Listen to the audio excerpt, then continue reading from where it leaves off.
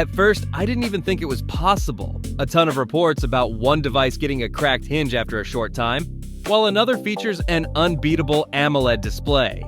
One costs nearly 3 times as much as the other. Somewhere along the line, you start asking yourself if it's even worth it. Yet the community still considers all 3 of them a great choice. Starting off with the Anbernic RG DS, the only one in the trio with 2 screens instead of 1. It flips open vertically as a direct homage to the original Nintendo DS, targeting a completely different audience than its competitors from the get-go. Inside, it packs a solid RK3568 with 3 GB of RAM, paired with 2 4-inch IPS screens at 640 by 480 pixels. While that's not quite smooth enough for 3DS or more demanding systems, that isn't its job anyway. The community agrees. For DS games in their original dual-screen format, there is currently no other device under $100 that even attempts this. The next powerful alternative, the AYN Odin 2, starts around $300. Since the device runs on Android 14, the community uses optimized Android frontends to significantly improve the initially rough software experience. Next up is the Miyoo Flip V2, which takes a different approach. It leans fully into the ultra-compact form factor of the legendary GBASP. A single 3.5-inch screen in a 4:3 aspect ratio meets an RK3566 processor with 1 GB of RAM.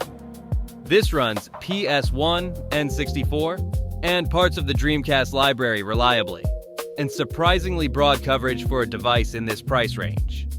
The only catch?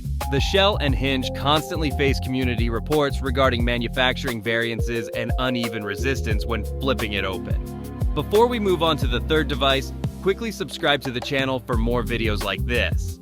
Then there is the Retroid Pocket Flip 2, in a completely different league when it comes to pricing. A 5.5-inch AMOLED display with 1080p resolution delivers by far the sharpest and most high-contrast visual experience in the trio. Powered by a Snapdragon 865 or Dimensity 1100, it handles PS2 and GameCube games absolutely flawlessly. While its predecessor suffered from cracked hinges, Retroid noticeably reinforced the design for the Flip 2. The device also shines when it comes to the screen.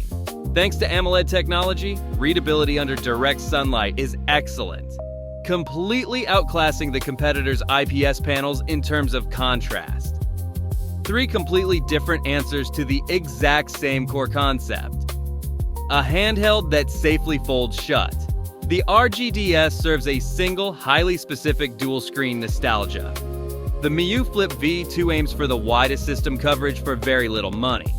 And the Retroid Pocket Flip 2 delivers premium picture quality and raw processing power. In the end, one question remains that no spec sheet can answer.